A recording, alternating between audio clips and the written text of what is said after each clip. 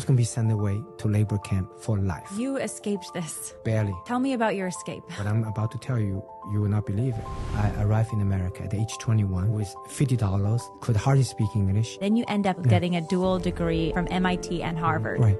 How did that happen? More I study about science, more complicated I realize the eye is. Millions have had eyesight restored because of your discovery. Yeah. One day, her stepmother poured sulfuric acid in both of her eyes. We got the technology and we prayed before the surgery. Surgery failed, completely failed. Why didn't God answer my prayer? Hello, everyone, and welcome back to the Lila Rose Show. Today, I'm sitting down with Dr. Ming Wang, who has the most incredibly fascinating personal story and has done incredible work in changing the lives of millions of people who struggle with blindness. Dr. Wang is a Harvard medical trained doctor who is also a laser physicist who has invented technology that has now led to a $5 billion industry in a specialized kind of contact lens that can actually heal the eye. He also tells his incredible story of going from atheism to Christianity and how his work inventing new healing mechanisms for the eye led him to his faith. We also discussed the Cultural Revolution in China from where he came, his struggle to find an education, his family background, and how he came as an immigrant to the United States, speaking no English, only Chinese, and ends up graduating from Harvard Medical School.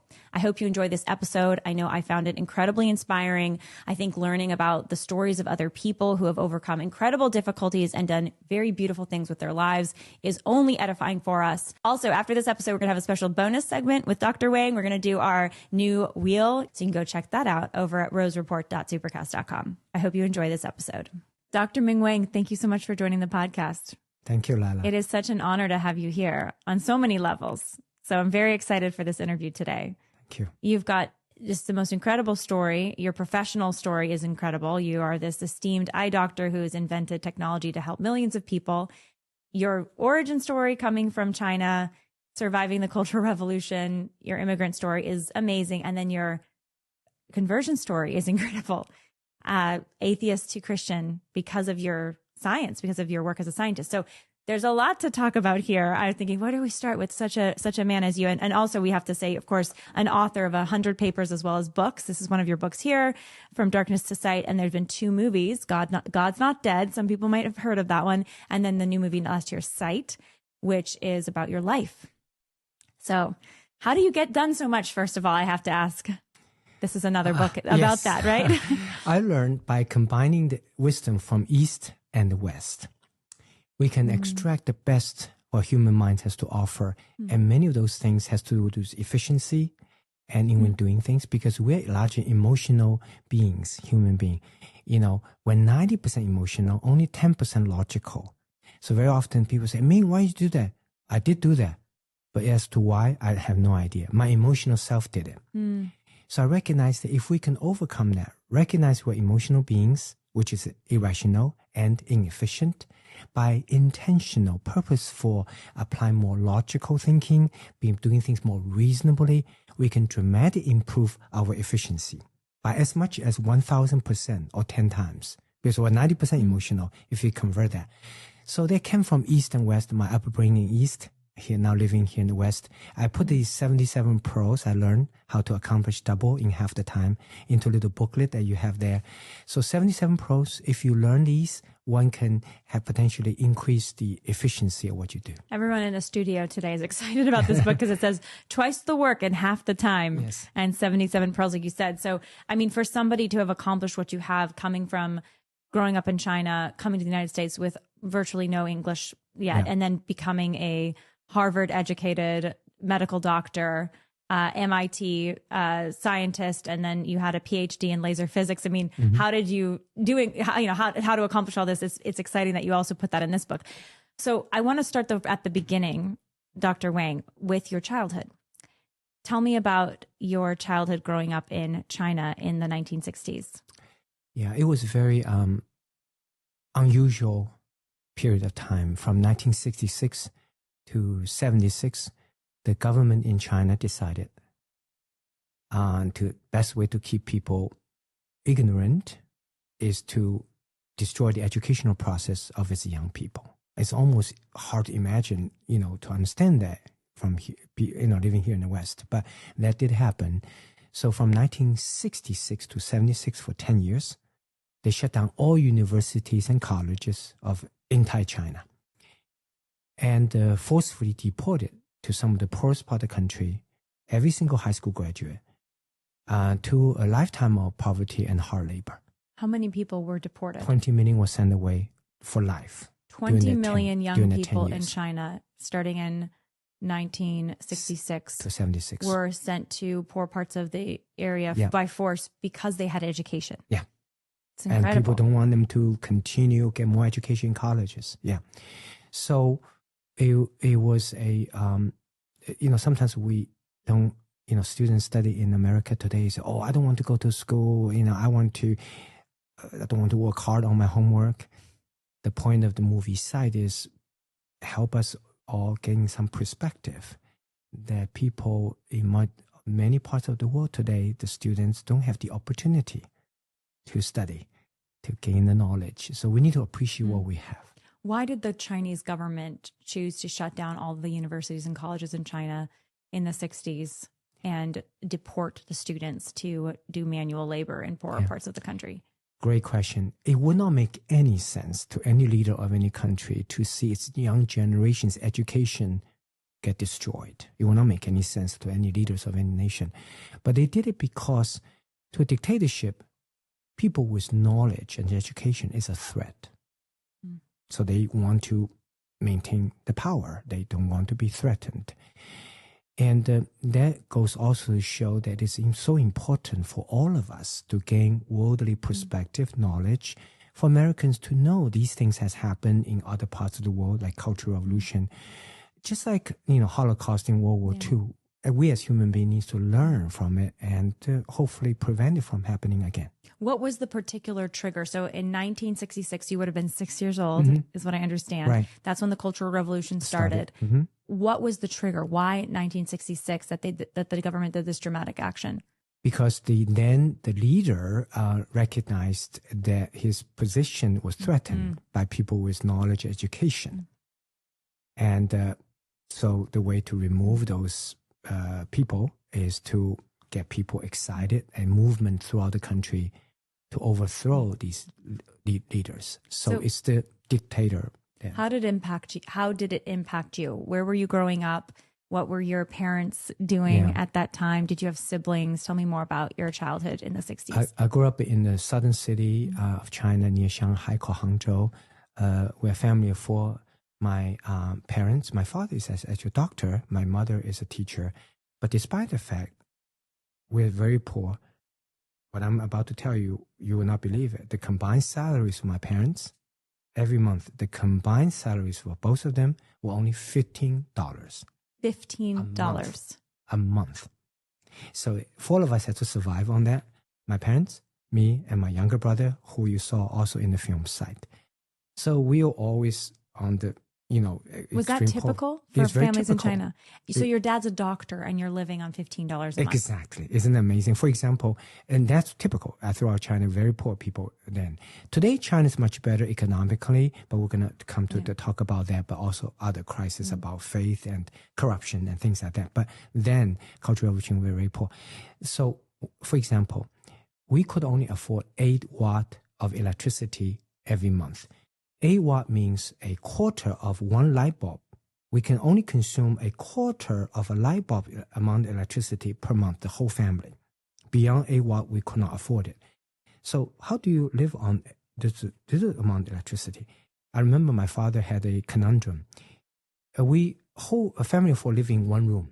One room. Yeah, no bathroom, no kitchen, nothing, just one room. And so if he had a little 8 watt little light bulb too high in the room, he could not read the books. He wanted, he's a doctor, he has to read the books. But the whole room got illuminated. But if he hang the 8 watt too very low, he could read the books, but the whole room is dark. So he has to create a solution. Eventually he found one. He put 2 chairs on top of each other. He hung the light bulb 8 watts on the ceiling, and he sat on the second chair on the top, and he was reading books. The light bulbs are closer to the books. As a kid, I was 3 or 4. I remember looking up. It was the summer. We never had the telephone. We never AC. We have no heater and no running water. So I remember look up, it was so hot that my father was only in his shorts and bare chested. And I looked up, I was playing on the ground and looking at daddy's back. He was studying and it was so hot. I saw hundreds of little pearls of sweat on his back. So people sometimes say to me, Ming, why you work so hard? I was imprinted by those experiences, seeing my parents, how hard they work. Wow. What an incredible image. Easter is a season to celebrate Jesus Christ's resurrection and go deeper into our faith. That's why I'm a big fan of Hallow app, which is the #1 prayer app in the world. They have a whole series dedicated to helping you go deeper into your faith this Easter season. And they're doing a special on Jacques Philippe's Interior Freedom. This is a spiritual classic that I love and have been benefited by over the years to help us deepen our relationship with God and our freedom as God's sons and daughters. Hallow app also has thousands of prayers, meditations, sleep stories, and even worship music. Some of the content is for kids. A lot of it is for adults. Really, anybody and everyone in the family will find something for them that they can do even on a daily basis on the Hallow app. So during this Easter season, I hope you deepen your prayer life and make use of the amazing tool that Hallow is, the #1 prayer app in the world. And you can try the Hallow app risk-free and completely free for a full 3 months at hallow.com/Lila. That's hallow.com/Lila. And what drove your parents to have that kind of work ethic and that kind of love for the family and each other and I think it's their work? My parents, they were imprinted by their parents, and their parents imprinted by their parents. We have like 5 generations of physicians ever since Qing Dynasty. So even though everybody was very poor, but still they were helping each other, helping people as doctors. So it was it's just the way it is. The scholarship, people with knowledge, was held in the very high places in the family. So how did the Cultural Revolution affect you and your little brother? I was almost destroyed by Cultural Revolution because 1974, I was 14. I finished my junior high. I was a straight student because I wanted to be a doctor. So like my father, so I studied really hard, which is shown in the film side. Ever since a kid, my father said, study, study, study.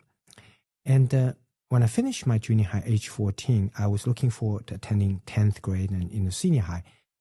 I got kicked out of school. I was going to be sent away to labor camp together with 20 million others for life. Did you know that might happen to you? Yes, it was a policy by the government. So were you afraid? Oh, yeah. And so did you feel that it would be safer to not study because if you seem too intelligent, they might choose you to deport you? Yeah. That there was a conundrum. I love knowledge, I want to be a doctor, so I have to study. But at the same time, once you finish your junior high, especially you have good grades, that means I have some good education, they would not want you to continue study. So it was the biggest worry the family has, that I will have no future. My brother was 8 years younger, so my parents were waiting until his terms come. So it was their main, major problem. So my father asked me, said, in order to avoid being sent away to labor camp, like 20 million others for life, for hard labor, is to play a music instrument or learn how to dance. Because if you could do that, you can get into the government song and dance troupe, therefore avoid being sent away to labor camp.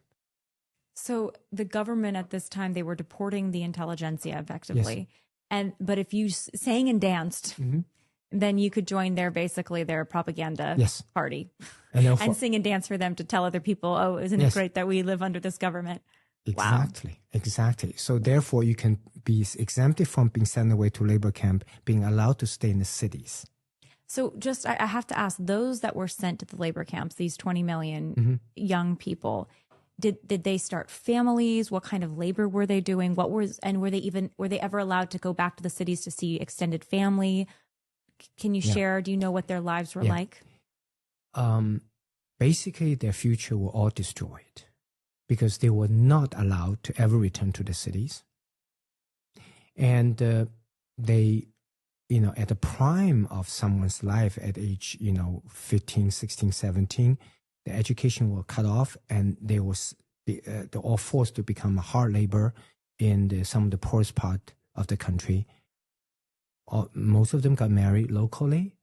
And can you imagine that you lose that drive and in those critically growth period, And after Cultural Revolution, many of them want to come back to apply for schools. It was difficult because they already missed the prime of their lives. And they were 30 or so at this point? Exactly. So there's a whole loss of a whole generation of people in China due to Cultural Revolution.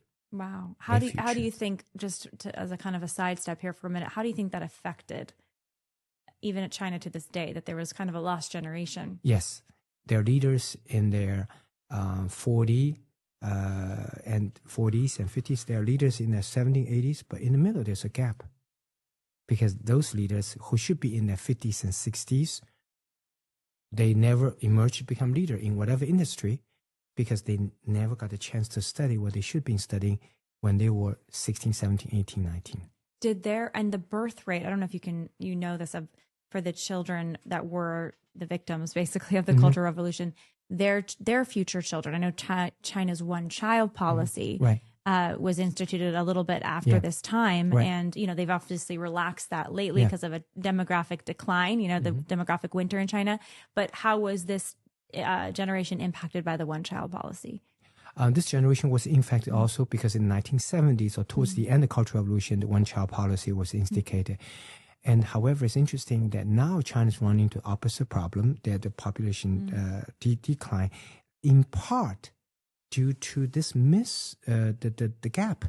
Wow. That people somehow is missing. That generation people who in their primes finished their high school education during that 10-year Cultural Revolution from 66 to 76. They never got advanced in their lives, in their career. So is that because some of them also didn't end up having children?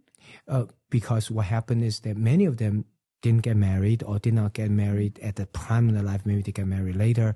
And so overall, they just, as a whole generation of people, not as productive, not only for work, but also the family. Wow. So you escaped this? Barely. Tell me about your escape. So I had to play the instrument, Chinese violin called erhu, E-R-H-U. It's a 2-string instrument. And I had to learn dancing to get into the government song dance troupe to avoid being sent away to labor camp.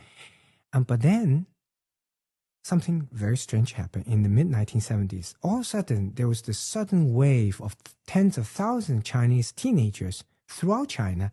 All of a sudden became very interesting music, instrument playing, dancing throughout China. Surprise. Yeah. So everybody started playing some kind of instruments and learning dancing.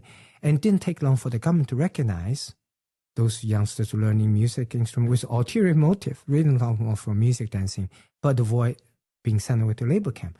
So guess what they did? They stopped our music and learning dancing. So I was going to be sent away. And once sent away, I could not be to labor camp. I would not be allowed to ever return. So would you be able to see your family again? Could they visit you? Yeah, we could visit. Okay. But China, they have what they call hukou, meaning a registration. So people have to live in that registered area. Wow. So they will never allow your registration to ever return to the city. And so I was going to be sent away to labor camp because my little attempt of playing instrument and dancing failed, right? But then got very lucky. That was 1976. The Cultural Revolution ended. So all of a sudden, you can go to university again.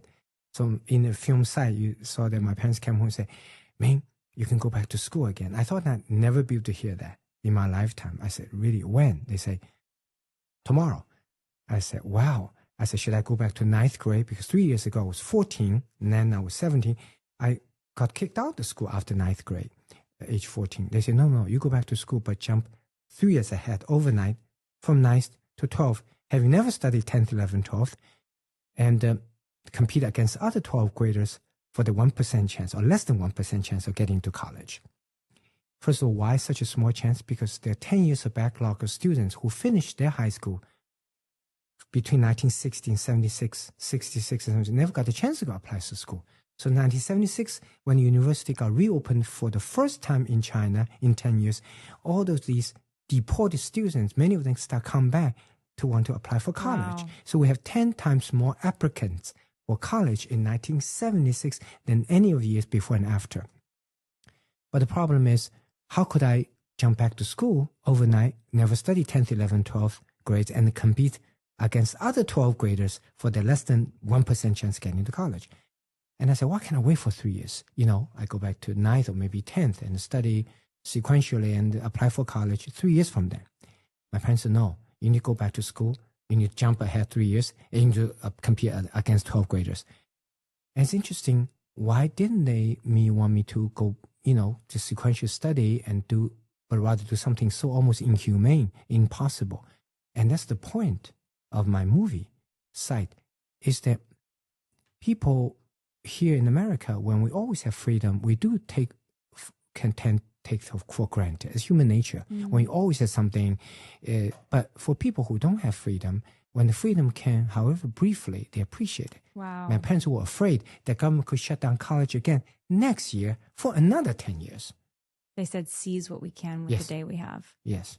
As you may know, porn addiction is on the rise for both women and men today. The porn industry is $1 billion industry preying off of vulnerable men and women. The good news is that there is a solution, and our show is proud to partner with CovenantEyes.com.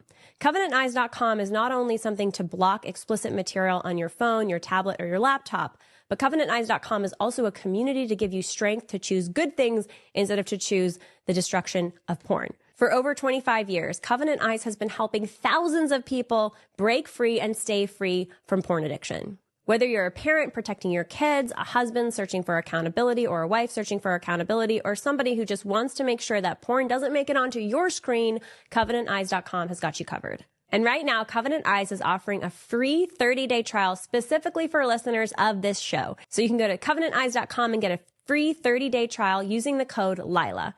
That's CovenantEyes.com. Use the code Lila for a free 30-day trial. Start your journey to freedom today.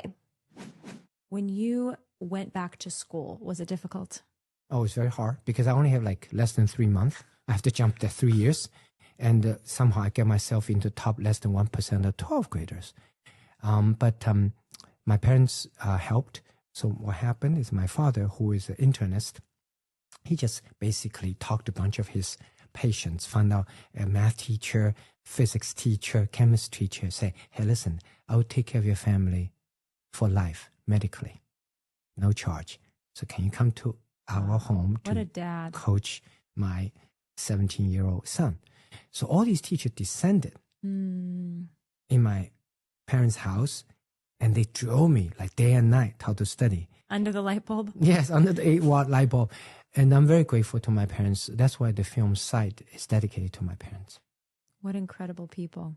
Yeah. A lot of love and determination. Yes. So you go to high school, you somehow manage, you're brilliant at that, and you know how to work twice as hard in half the time, right? According to your book. Yeah. So you're able to finish your high school education. Yeah, I didn't finish. I was able to jump straight, got into college. Excuse me, you're able to jump straight. Effectively, it's behind you. Now go to college. What happens next? So I got into University of Science and Technology of China, which is like MIT of China, very strong in technology. So I studied chemical physics, specific laser physics. I want to be laser physicist. Then in 1982, I got a chance to apply for graduate school to study in America. I met a visiting American professor who I tried to impress him with my then almost non-existent English by asking him a question. But he had no idea what I was asking, but my English is so poor. So all I could do was keep on asking the same question because I have no idea what he was saying. But finally, he was impressed not by my English, but probably by lack of, but he was impressed by my persistence of asking the same question over and over. So in 1982, with $50 borrowed with a Chinese English dictionary, I arrived in America at age 21 with only $50. Could hardly speak English, knowing no one in this country, but with a big dream, American dream. Even though I was nearly penniless, but I was happy because I was free. And you were here to study. Yes. And your parents were cheering you on from China. Yes. What about your brother? My brother came later. Later. In fact, when I came, it was interesting. I came with 2 other guys, and 3 of us were all very poor. But my mom spent 2 months her salary to buy me a 3-piece suit. So that she said, "You're going to America. They dress very nicely well." So I show up. We 3 on the American campus were most formally dressed. We may be 3 of the poorest students, but we were best dressed. So people were laughing at us. because I found out people are very casual on American campuses, in blue jeans and shirts. So we said, oh, we need to dress like American. Otherwise, people will keep on laughing at us. But by then, I only had $10. How do you dress like American with $10? Salvation Army. So in the film side, you saw I got into the Salvation Army with $10. I bought a whole trash bag of used clothes. So we dressed like Americans, but we got more laughs. Why? That was 1982. We were dressed in the clothes that people used to wear here in the late 1960s. Bell-bottom pants, bright color shirts. So it was a very funny and humble beginning. So when you get to college, so you're at, which college are you at now? University of Maryland. And you start at University of Maryland, and you don't know English yet. You have an English and Chinese dictionary. Yeah. How did you go to college without having the command yet of the English language? I found I have to learn English quick. But then I realized something else. You cannot just know the language without understanding the culture. You can somebody say Michael Jordan, you say who? It's the cultural context. It's just as important as the language itself. Oh, Michael Jordan, he's the best. Right, exactly. So you have to know the context, right? Wow. The name should ring a bell if you know the American culture. So I said, it's okay. I don't know half the sports heroes myself, and I'm American. So So I said, I not only have to learn this language, I've learned the culture. So how do I learn the culture and the language at the same time and quickly? Movies. I found a little theater in Washington, D.C. called Biography. It's a rundown little theater. And nobody goes to that theater. It's almost collapsing. But for $1, I can see 2 old Hollywood films. So I went there for like a whole year, and most of the nights. And I sitting there with $1. I would never leave the theater for hours and hours. I probably see more classical Hollywood films than most average Americans. So I learned the language and the culture at the same time by watching films. What was your favorite movie? It's a Wonderful Life. Yeah, good choice. Wizard of Oz and Godfather, Gone with the Wind. So you learn English because of just sheer determination and your intelligence. You complete your degree, then you end up at Harvard Medical School getting a dual degree from MIT and Harvard. Right. How did that happen? Because well, I should know by now. You're very smart and you work very hard, but tell me the story. My old dream of wanting to be a doctor as a child, emulating my father, got re-emerged. I said, I'm in a free country now. In Cultural Revolution China, I was not even allowed to go to high school, much less to medical school. Now, in a free country, I should be able to realize my dream of becoming a doctor. So I actually met a professor and gave him the resume. I said, I want to find out how to apply for med school. And he looked at me. He didn't look at my resume. He threw it to the side. He looked at me. He said, where are you from? I said, China. He said, look, do you know how hard it is to get into medical school, even for students born here? You're from China. I don't know how good you are. Don't waste your time. So he made a determination, didn't look at my resume, what I've done, just based on essentially my ethnicity and color of my skin. And that's racial discrimination. So, but that didn't stop me, fortunately. I realized, during Cultural Revolution, after ending the Cultural Revolution, I had to fight really hard to have a future. Now I have to fight again for my future, even in a free country, but not just for myself this time, for all people who have been discriminated against because of their race and ethnicity. So I work even harder. So I got into Harvard Medical School and MIT joint program, and I graduated. But after I became a doctor, I said, that professor needs to learn something, right? He needs to learn something. Because it's wrong to discriminate people. You need to look at the content of conduct rather than color of their skin. So I wrote my book, autobiography. It was many years later. And I put him in the book. Then I said, I'm going to call the professor, tell him I did become a doctor, should not discriminate me then. So I called the school, and he died already because it was many years later. So I said, the professor didn't get a chance to learn. But in a funny way, he did.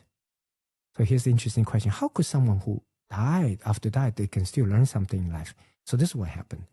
After I wrote the book, my autobiography, From Darkness to Light, about my journey as an immigrant for freedom and faith, which we'll talk about in a moment. In that book, I talk about this experience, me discriminated against. And so the based on the book, the movie was being shot in Vancouver, Canada in early 2020. And this scene took place, the racial discrimination scene.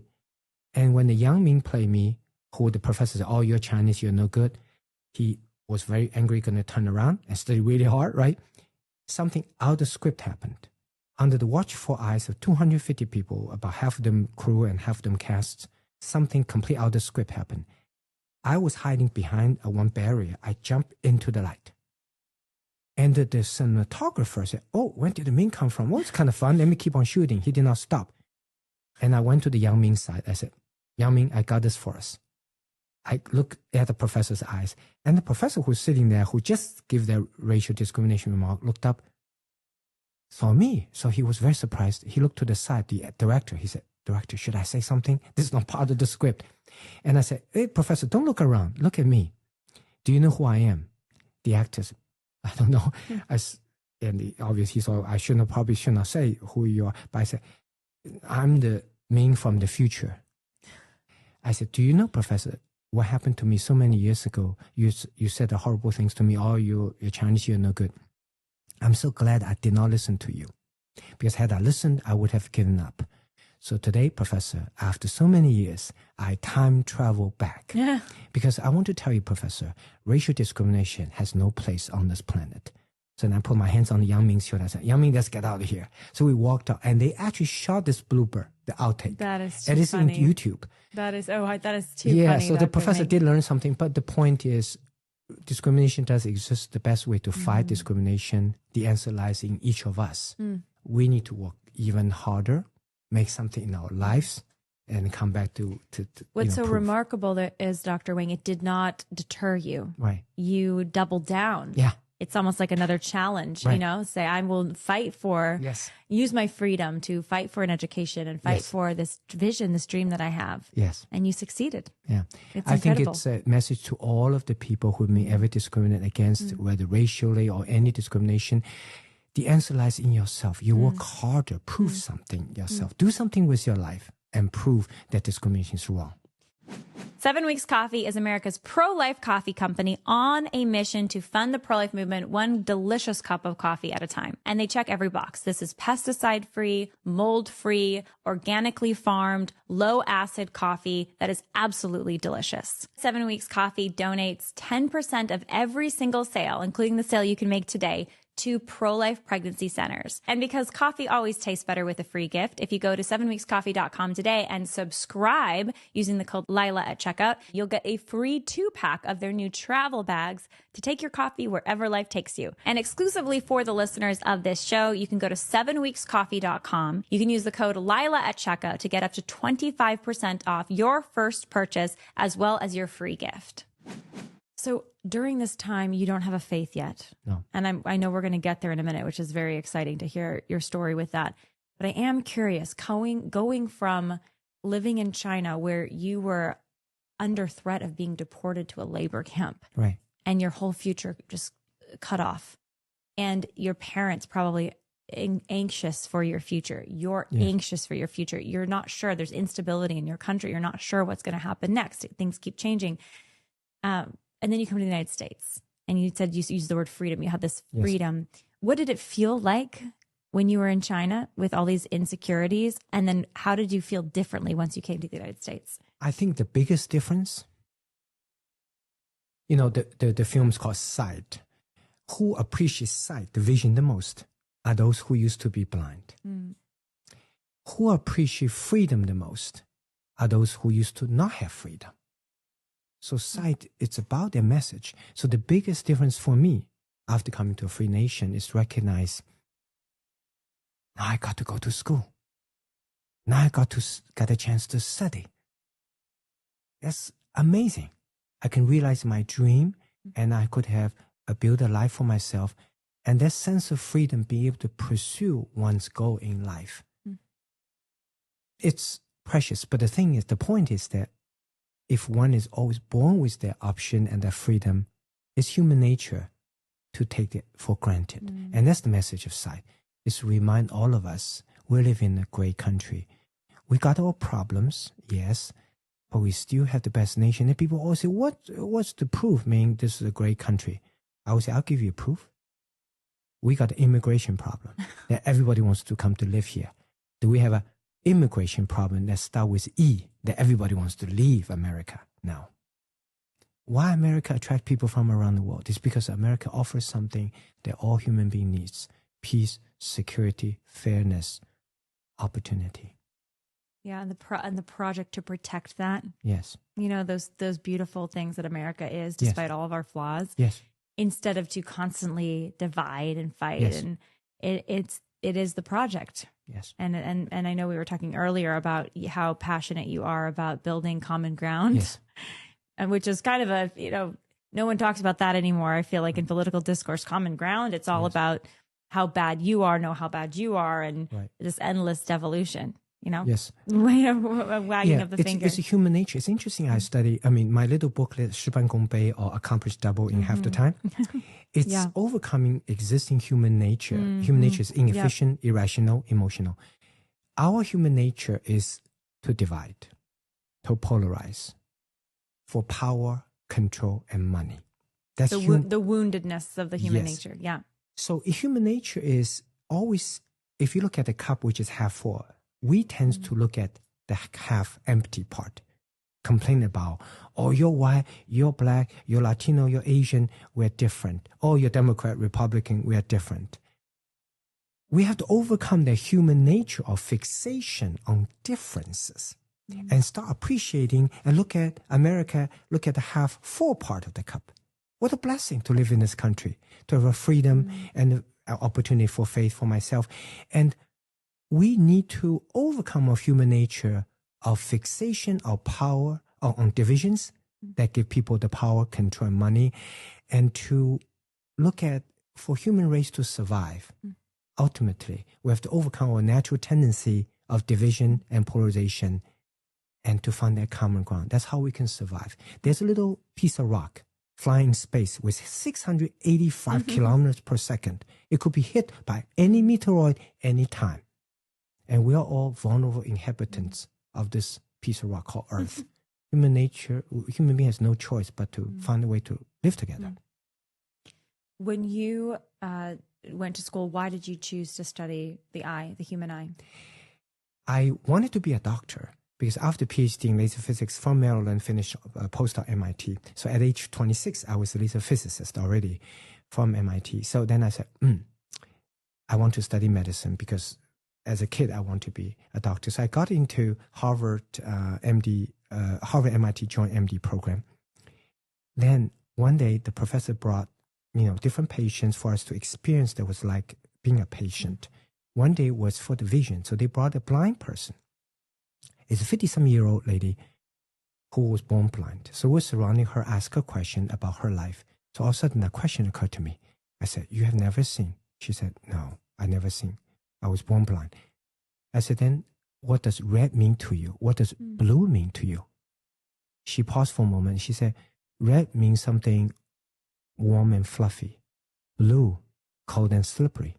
So all of a sudden I realized that for a human being who never had the opportunity to see, they have to substitute that essential sense of vision with something much less ideal, textile and temperature sense. So I think it would be so inspirational to devote my life to bring people out of darkness. I think every human being deserves to see. That's so beautiful. And you did that. That's why you did that. So I want to hear that story. How you began your research. Yeah. The film site began with, we met this 5-year-old child from India who was orphaned already, but one night, her name is Kajal, 5 years old. Her stepmother poured sulfuric acid in both of her eyes, trying to make Kajal a blind orphan child who then sing on the streets, who will get more money from tourists. So I know you shared this in your book and it's in the film. It's very devastating to hear, the story of this little girl. Yes. And to contemplate that there's a lot of other little ones like this. Yes. Which part of India was she from? Near Calcutta, India. And it was a stepmother, and she was 5, so she had sight. Her vision was fine, and they blinded her. Yes, intentionally, and because the blind orphan child who can then sing on the streets or get more sympathy and go more money from tourists. So Kajol was maliciously blind as such. But then they found that she couldn't sing. She didn't have the talent of singing. That's why she was abandoned. In the train station near Calcutta, India, that's how we found her. Blind, 5-year-old, and almost starved to death. So our foundation, I built a foundation to help blind orphan children, brought her to America. So the film side is about Kajol's remarkable journey to try to come from darkness to light. How I have to ask, I want to hear her story, but you just said, and I had this foundation that was bringing orphan children from India. How did you found the foundation? Because I realized that it's devastating if a human being lives through life cannot see. I realized that compared with many different senses, hearing, speech, touching, speaking, what's one sense when that is missing is the most devastating. And I realized it's vision. So I wanted to do something to help people restore eyesight, especially for those who have the least means or least voice being heard. And blind, orphaned children are the most need. And I built a foundation to do that. How did you find blind orphan children? Because they're by nature so vulnerable and so difficult. They're falling through the cracks. I usually work with church groups, but then I was a Christian already, and missionaries, and they'll travel in the third world countries. And that's how I identify these kids. And our foundation, the medical care is free, but we raise money to help people, that travel and education these kids. In fact, during Cultural Revolution, I learned how to dance. That's to survive. But now I create a concept called the eyeball. That my dancing ability combined with medical charity to raise money to help blind orphan children. So when you come to the eyeball, it's beautiful. It's beautiful. Like a ball. You dance ball. At the ball. Yes, it's a beautiful classical ballroom dancing. Yeah. But when you see that beautiful ball, you see all the beautiful ball gowns and tails, the Viennese waltz, that remind you how precious our sight is and how indispensable, how terrible if one has to go through life without being able to see. So that is how I combine my suffering during Cultural Revolution, that I had to learn dance to escape labor camp, now for a very worthwhile cause to help blind orphan children. Wow. So a church, it sounds like a church outside missionaries. Calcutta, found this little girl. Yes. She's half starved to death. They bring her in, and now she's blind. So they think, what can we do? And so does she get on a plane and come to the United States? Yes, we raised money to help travel. And I saw her and I found her. She was both eyes totally blind. And she was very scared. And I look at her eyes, it's completely scarred up, all white. She couldn't see. And we found 3 host families to take care of her. And I started doing research. I'm trying to figure out how do I stop scarring in the eye to restore her eyesight and many other children as well around the world. And the only type of person who does not scar is an unborn child. In fact, it's very interesting. You and I, the same, that before birth, we have this magical ability to heal without scar called regeneration. But at the time of birth, we lose that. We take on a new process called fibrosis or healing with scar.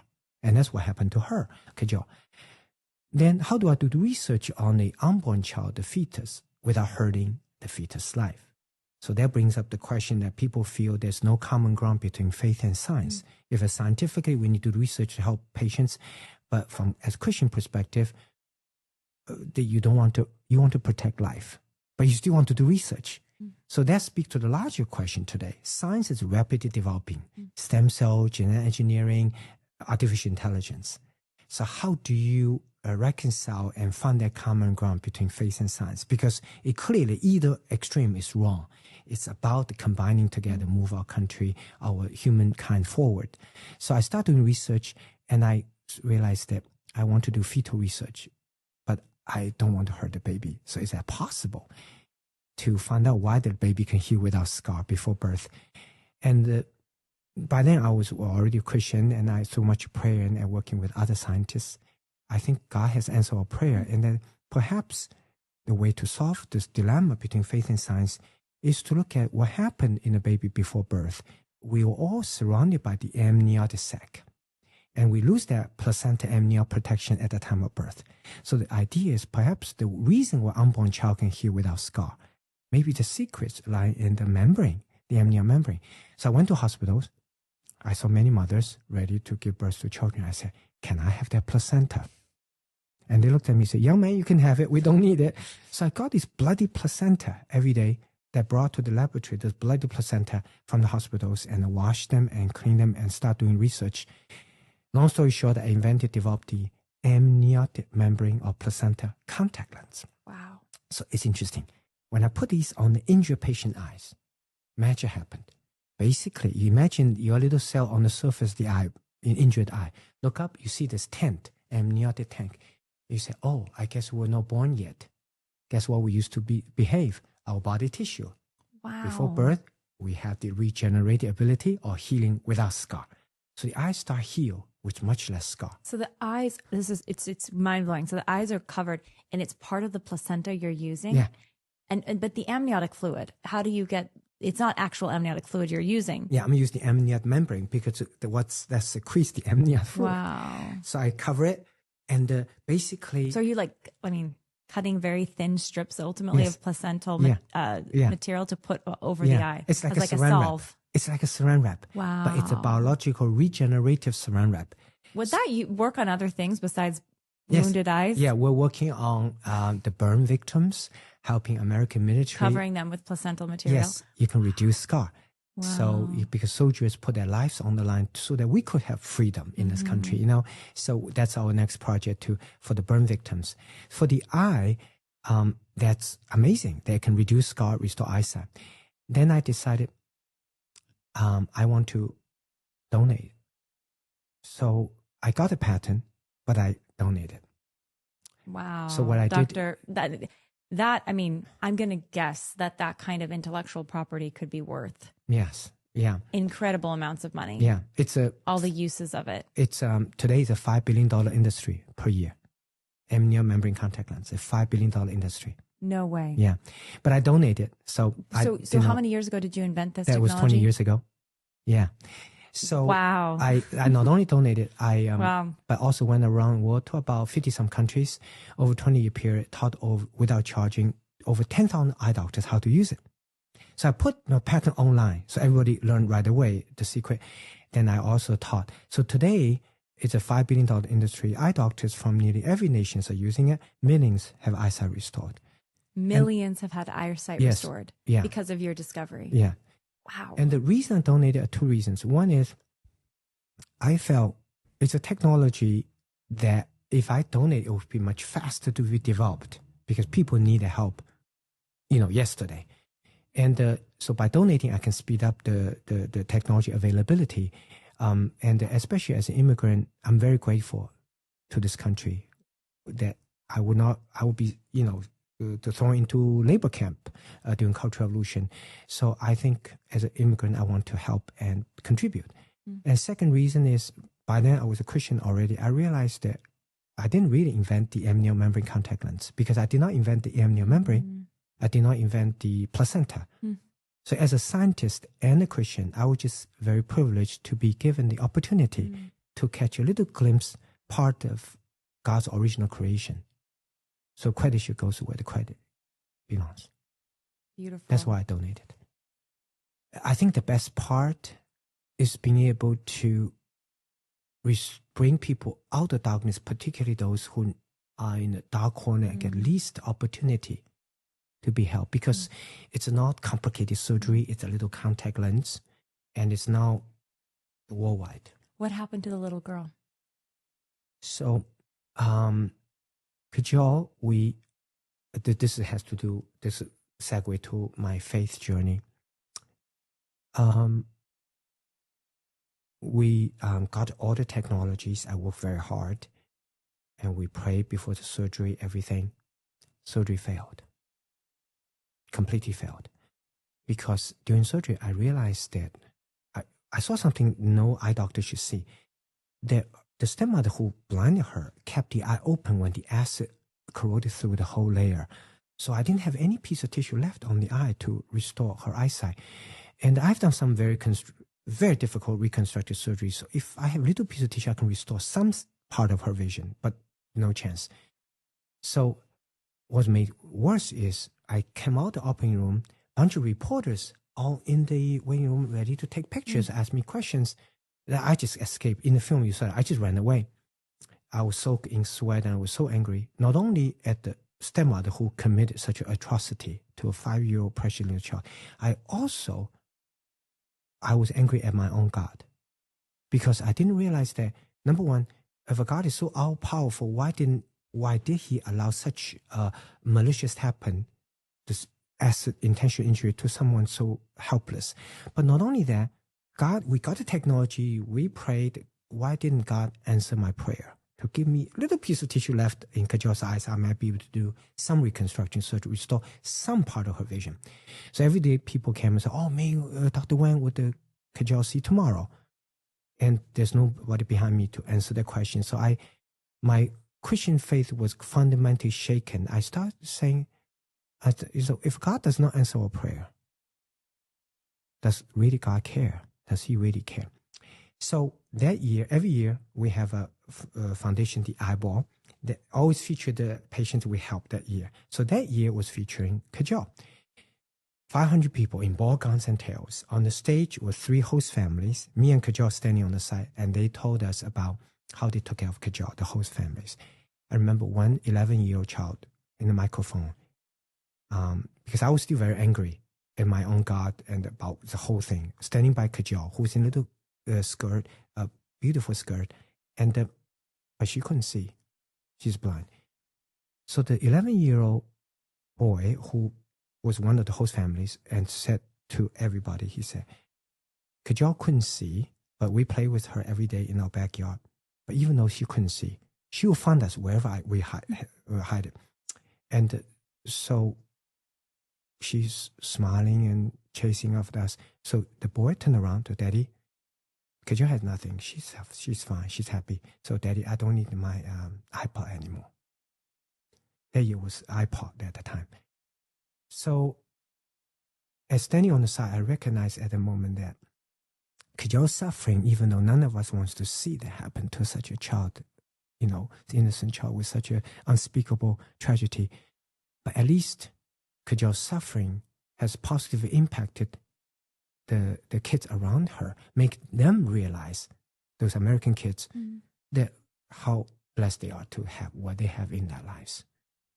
And so then the 3 host family goes to the side, and Kajol and I step to the microphone in the middle, and I give Kajol the microphone and say, Kajol, you couldn't see them, but there are 500 people at the eyeball attendees tonight. We all love you so much. Say something in English, because I know the language she picked up after she arrived in America a few months prior. Kajol took the microphone, but she surprised me. She got a little grim and smile. She had a little secret she did not tell me. Remember, she was intentionally blinded back in India because they were trying to make her a blind orphan child who then sing on the streets, who get more money from tourists. But then they found she couldn't sing. That's why she was abandoned in the train station. We brought her here. So in her 5-year-old mind, after she came to a free country, more than the fact that she wants to be able to see, she wants to be able to learn how to sing. Because she wants to prove that she was worth keeping.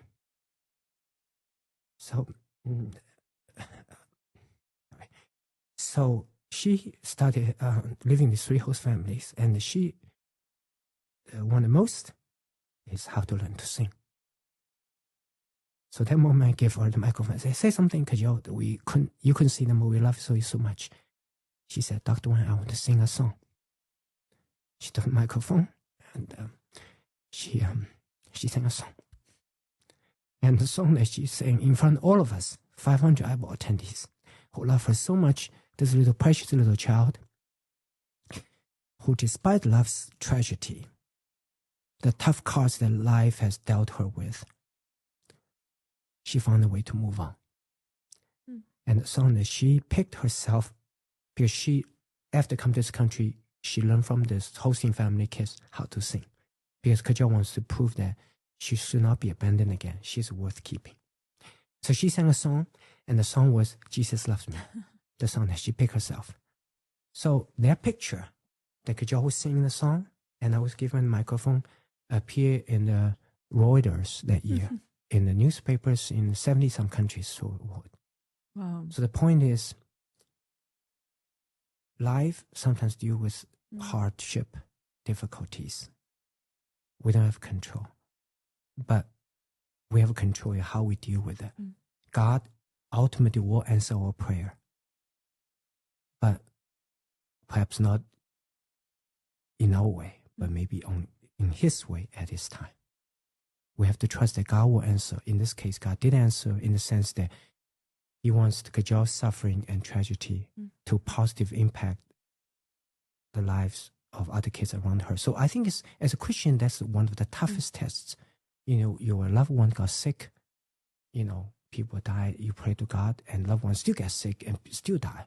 You say, God, did you hear me? I think God has bigger picture and God has different timing.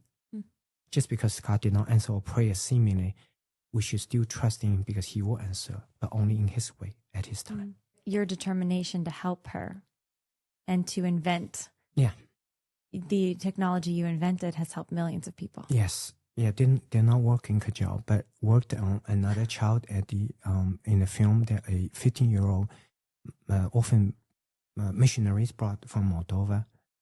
She never she never had a memory of sight. And through the membrane, the technology. And at the end of the film, I prayed and I still trust in God that He would deliver. And her name's Maria. We open her patch. And I give her a mirror. She looked in the mirror. She goes, I'm so pretty. She had never seen herself. So that's the end of the movie Sight. And I think it's a movie called Sight, but it's more than just the physical side. It's about our emotional side, spiritual side. We should all see beyond what we have in life, seeing beyond our pain in cajole, seeing beyond our circumstance, like my parents, seeing beyond the circumstance at the time during Cultural Revolution, seeing beyond ourselves. I think that's the difference between someone who has faith in Christ who doesn't, is life is not just about ourselves. Seeing beyond our own culture, whether you're Asian, Latino, white, you know, African American, we need to see beyond our own culture. And finally, seeing beyond our polarization. That's the most important message of film Sight is we need to see beyond our fixation on differences. As fellow Americans, we need to recognize we all have so much to work together for, to rebuild our country. Beautiful. What became of Kajal? Do you know what she's doing now? Kajal had to return to India because she didn't have the relatives that could enable her to stay in this country. Even though all three host families we found for her all fought to keep her, to adopt her. But immigration policies that was not allowed that. She returned to China. So we lost contact. But recently... Returned to India. India. Yeah. Returned to India, exactly. Yeah. She came from India. And so recently, due to the film, there's another friend who actually took care of Kajal when she was here, was able to eventually find what happened to her, and we're in the process of reconnecting to her. Wow. I actually got a photo recently, and I'm going to find a way to connect her. Her trip to America, even though it did not bring her physical side, restore her emotional side because she was loved here. So after she returned to India, she went to college. Wow. She even got a master's. Wow. That her experience as so there was a family that took care of her. Yeah, her there. Who was the family? Was it a Christian I have to family? find out the detail. Yeah. But she was able to get an education. Yeah, get an education, college, and the master's. So that journey, even though it did not restore her physical side. It would be amazing to hear from her. I'm sure you would love to hear from her. Yeah. We're in the process of reconnecting to her. So that journey transformed her to show that at the end of the day, even when no light is coming from outside, light can emanate from within if one has love. Besides the physical horror of what she endured, it's also the rejection. Yes. Because they abandoned her when she couldn't sing. Yeah, but she was loved here. It's quite the story, Dr. Wang. I know a big part of their story, which we haven't gotten to yet, which I am very excited to hear from you, and what inspired your ministry and your work to give sight, to those that have been injured, to the blind, was your faith. and you went into your education as, would you consider yourself an atheist? I mean, growing up in China, Right. tell me about your faith background or your lack of faith background. The movie God's Not Dead featured a Chinese student who came through Cultural Revolution, came to America riding the bicycle on the American campus, and their part of the story was inspired by my life story. So just like that student, actually when the studio found the actor to play my part, they sent me the picture in a cell phone, and I looked at it. They said, Ming, here's the guy who's going to play you in the movie God's Not Dead. And I replied, said, at least he's better looking. So they found this actor. And I was an atheist, just like the student in the movie God's Not Dead. And just for my understanding, for folks listening, you were raised as an atheist. Yes. And Correct. this was everyone in China at the time. Yeah. Religion Almost was not, everyone. Yeah. it wasn't like, oh, we're atheists. It was like, oh, this is how we and are. actually, it's still majority, 90% still atheists today. 90% still 90%, atheists. yeah. And just for folks listening, I think I'm going to guess, you tell me what you think of this. The experience of a Chinese person being raised as an atheist looks a little different perhaps than the American, I'm an atheist, I'm not a Christian. Would you say? Culturally, there's a difference there. Can you share more of your thoughts on that?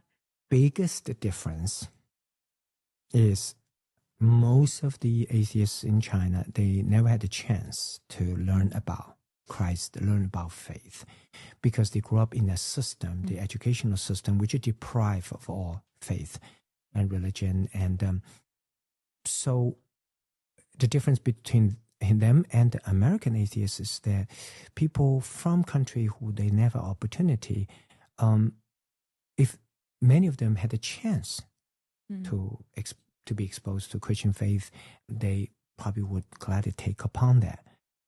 Where, they didn't have the choice. But in America, the atheists, they made a decision not to believe. So that's probably the difference. Yeah.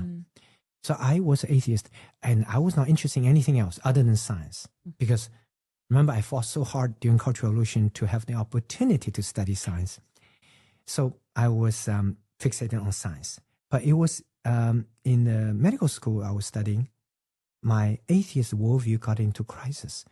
Because I found that the more I studied, because I want to become an eye doctor after encounter with that blind patient, the more I study about science, more complicated I realize the eye is. Interesting thing. The number of cells in each of our heads involved in vision capturing and interpretation. The number of cells in each of our head is greater than the number of stars that has ever been discovered in the entire universe. Wow. We have that many cells in our brain, in each of us. In fact, what number is that? Oh, it's in the trillions of trillions. Wow. Yeah. It's more than the number of stars. A Googleplex of stars. Yeah, exactly. Wow. In fact, vision, as I said, vision's most important sense is actually backed up by human anatomy, physiology, embryology. Half our brain cells are involved in vision. Wow. So show how important sight is, right? Wow. So by sheer random collision, as evolutionary collision, that atheists believe it would not be possible to have all these cells in a short span of 9 months from embryo to a human being to form such a complicated structure with such a precision. Because 99.9% of the time we're born, we can see. So these cells has arranged themselves in such a sequence. Any cells out of line will be born blind, but 99.9% of the time we're born, we can see. So it's not possible that random collision of cell can form itself in this particular sequence. So my atheist worldview was in crisis. So I started asking professor, I said, how could, I couldn't explain the atheist view about the complexity of human eyes. So one day, he was a Christian, but he didn't tell me that. He took me out to lunch. He said, Ming, what's a cross street? I said, that's a car. He said, what's the difference between a car and human eye? I said, oh, human eye is a lot more complicated. He said, okay, can you imagine a pile of random pieces of metal on the street form itself into a car? I said, no way. He said, how about human eye? So right there, he opened the door in my life, making me realize that the reason a human eye is so complicated but yet can form nearly perfectly in such a short period of time, 9 months, is because it did not form out of randomness. It was formed with a specific purpose. And that purpose is for eyesight, is for vision. So there's a designer behind it, and there's a creator. Of course, from that point, realizing there's a creator to eventually recognizing the creator has a name in Jesus Christ, that took me several more years, which are all detailed in my autobiography, From Darkness to Sight. Wow. What you were saying earlier about the number, you were saying the number of cells Yes. that help detect light. Yeah, involving in vision. Involving in vision. Is what was the number again? In each of our head is greater than the number of stars that we have ever discovered in the entire universe discovered. today. Yes. Because I think the scientists, right, will estimate, or astronomers will estimate there's, billions of trillions or trillions of billions, but you're saying that we actually can discover, that are observable by humans. Known universe is 93 billion light years in diameter. Okay, so beyond that is not observable universe, but in an observable universe, 93 billion light years in diameter, all the stars inside, still the number of stars is less than the number of cells involving vision processing in each of our head. Wow. So think about all these cells have to line up in a specific order in that 9 months. It's incredible. So it's basically, I found a creator for a fundamental question such as the complexity of human eye that atheist worldview would not be able to explain. In fact, interesting. Charles Darwin, in his book, In Survival of the Fittest, at the end of the book, he himself said, over 200 years ago, that my weakness of my theory, the random collision of evolution, is the complexity of human eye. Really? Yeah, he recognized that. Interesting. Yeah, so that's almost the Achilles tendon. So his evolutionary theories, yes, that were challenged by just specifically the eye. Yes. Wow. That's the Achilles tendon of his evolutionary Wow. theory. And I happened to come across that 200 years later, studying eye. Wow. And now, from the eye perspective, I'm very blessed to be able to keep on advancing the knowledge in the human eye to as far as humankind has, we still need to push the envelope and more knowledge, but I'm fortunate to know quite a bit about the eye now. What are your goals? You've already done so much, Dr. Wang. I mean, what you've invented has helped so many people. There are now 2 movies that are made about your life. You've written books. Are you still planning to continue to invent? How do you see? I mean, you've accomplished so much in your life. Are you kind of like, I gotta take a break now? I mean, the fact that you're here, I know you're very, very busy. You're still practicing, but what do you see your future? I think God's calling for me are 2 areas that I'm going to, basically, I already been doing, but continue focus on as eye doctor. First thing I want to focus on is make available the existing technologies to the people who had least voice, least able to get. People think medical advancement needs new experiment, new discovery in the laboratory. Yes, it will help us for sure. But the true bottleneck of health care delivery is for some technology already available, how to bring to the best side of those people who need the most, but yes, least ability to get it. So it's a healthcare delivery process through our foundation and through focusing on those people who need the most, but yet get the least help, such as blind orphan children. I think I can continue to make an impact. As one human being, people say, "Oh, why you work so hard?" What motivates you? And my answer is that, as you see in the film site, when Maria, as I mentioned, the blind orphan child at the end of the film, was able to saw herself for the first time and said, "I'm so pretty." That moment is worth all these, decades of work. I think it's so inspiring to live my life, being able to bring people out of darkness. And people say, "Why you're passionate about that?" I said, "Because I used to be in the darkness myself during cultural evolution. I had no future as a teenager. So I can relate to people who are in the darkness. So I want to do my best to use the technology we already have, such as amnion membrane contact lens, which has transformed the world, to the best side of people who need the most around the world." So that's through our foundation. What's the name of your foundation? One Foundation for Sight Restoration. Yeah, so Beautiful. anybody who wants to donate, just visit onefoundation.com. The medical care for all the foundation patients is free. So we raise money through Eyeball and others to help their travel, schooling, etc. Living non-medical. How many students or how many young people have you been able to help? Probably if you add all the foundation's patients in the thousands now. Wow. Yeah. It's amazing. That's Dr. that's a direct help, but there's indirect help, meaning I've been teaching the doctors from around the world how to use the It's technology. amazing. And I've taught over 10,000. So including all the patients that they've been able to use the technology help is in the millions. Yeah. But that's why I donate, because by holding the technology myself, it's the speed of being able to help patients is very limited. Wow. So this greatly accelerated.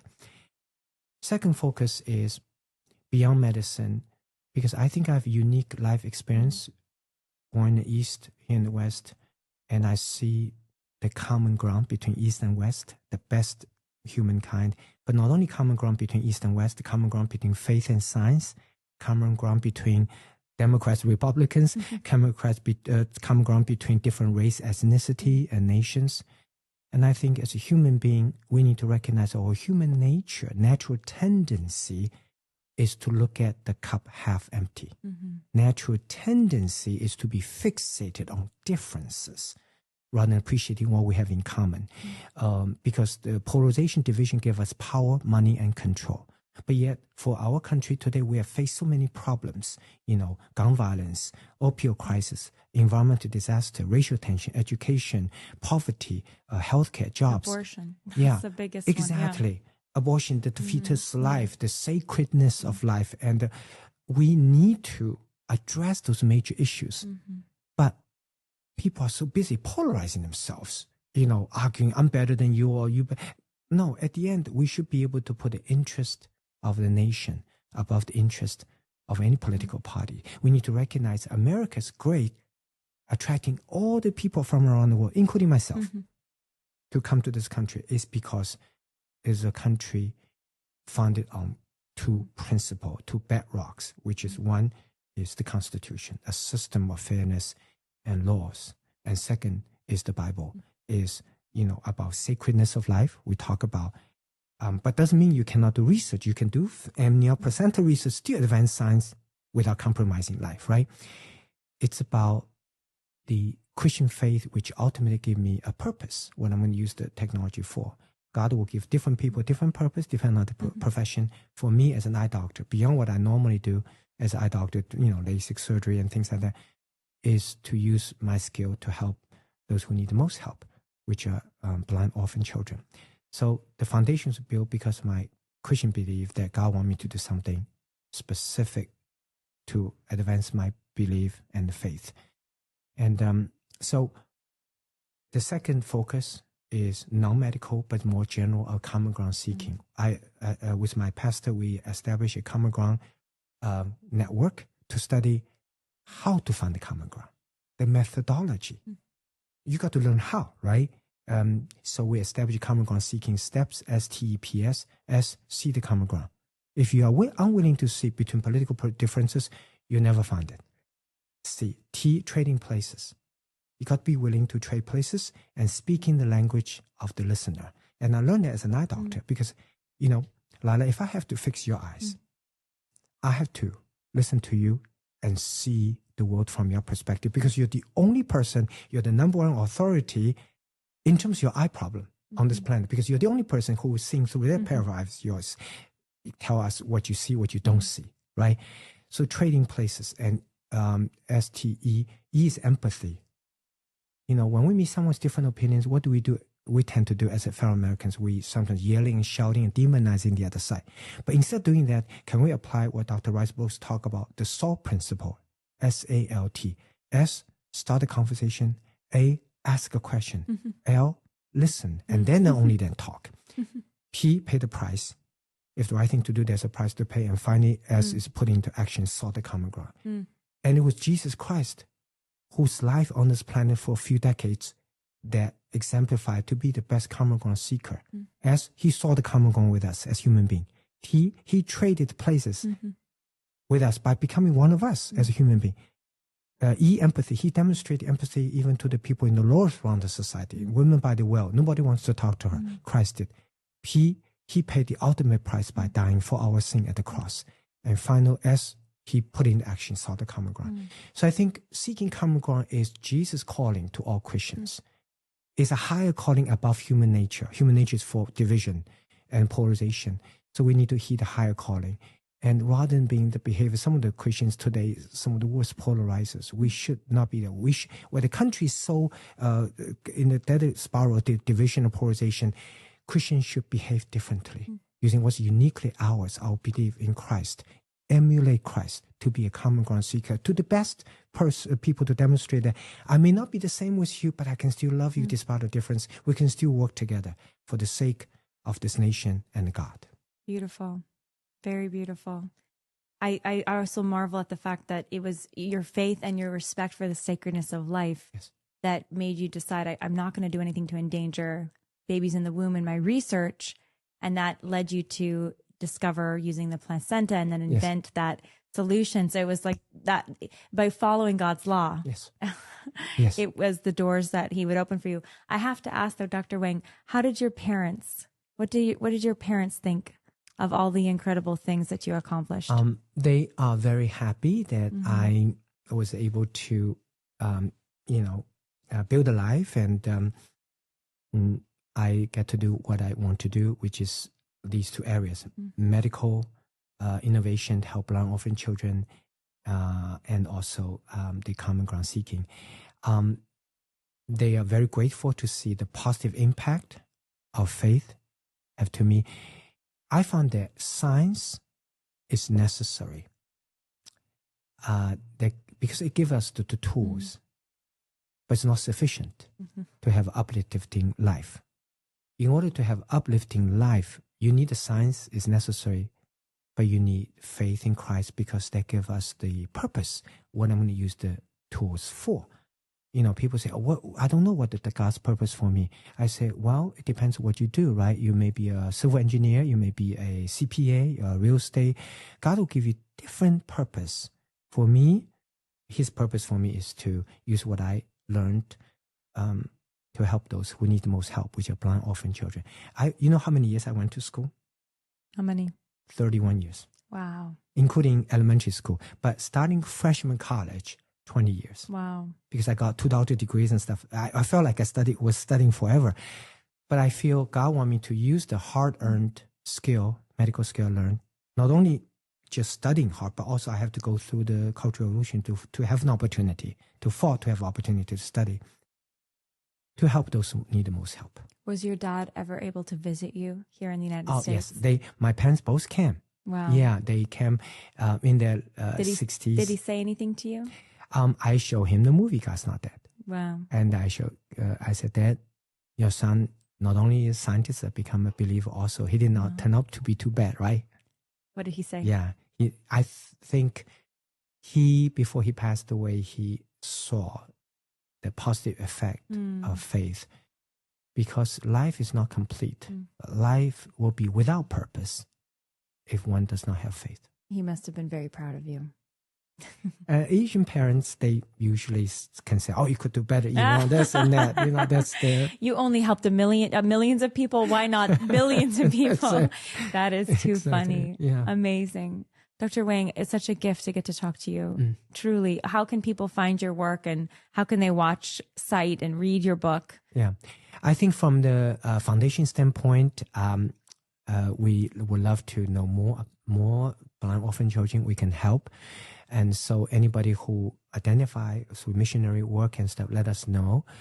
By visiting wangfoundation.com, you see all the information, how we help these kids. We'll put the link to the foundation in the description for people too. Yes. And if they're interested in the book, all the proceeds of the book goes to the foundation. They can visit there, wangfoundation.com, to donate the book. And all the donation goes to the non-medical aspect of care for these kids. And second, if for patients that who are interested in the larger theme of the movie Sight, which is movie that bringing sight to America, in this case, and the emotional sight, physical sight, it's a spiritual sight beyond physical sight. That is, we're living in a great country. We need to, for the sake of humanity, for the sake of this country, to be able to not so much fixate on differences, but rather appreciating what we all have in common as fellow Americans. And for all the believers out there, Doesn't matter you're Republican, Democrats, or Black, Asian, Latino. We all have the ultimate common ground, which is Jesus Christ.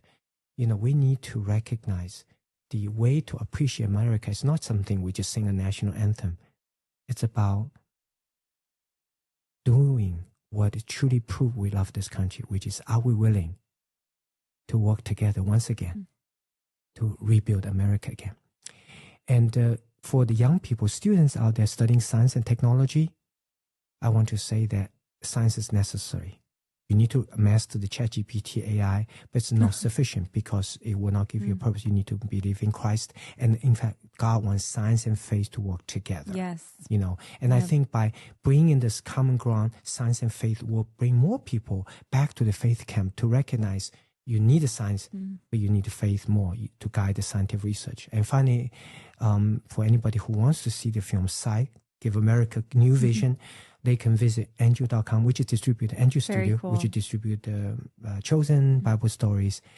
And also by visiting our website, we actually have a free link right now.